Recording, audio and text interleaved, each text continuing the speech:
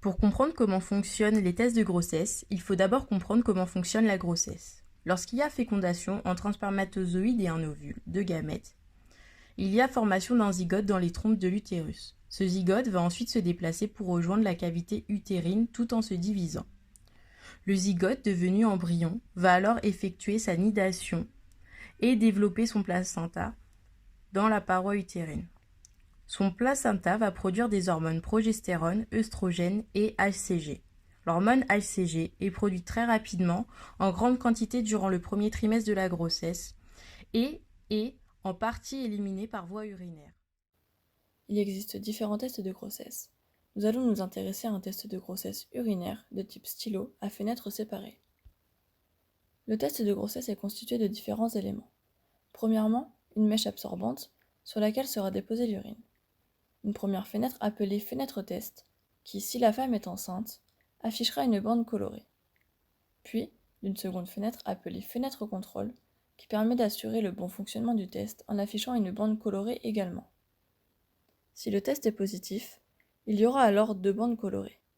Si la femme n'est pas enceinte, il n'y aura qu'une bande colorée, celle de la fenêtre de contrôle. Enfin, si aucune bande n'apparaît dans la fenêtre contrôle, le test est alors invalide et il faut recommencer avec un autre test de grossesse.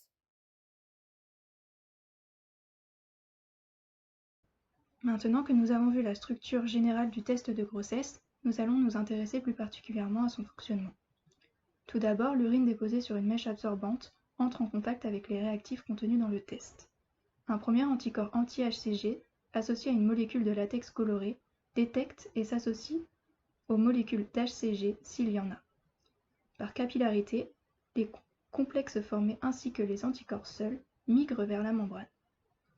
Au niveau de la fenêtre test T, le complexe est détecté et capturé par les anticorps anti-HCG de capture, ce qui forme un nouveau complexe ainsi que la coloration de la bande test. Par conséquent, si la coloration apparaît, le test est positif aux molécules HCG, ce qui traduit une grossesse. L'excédent d'anticorps, couplé aux molécules colorées seules, continue leur migration jusqu'à la fenêtre de contrôle C, où se trouvent les anticorps anti-anticorps seuls. Ce complexe colore la bande C et fait office de témoin.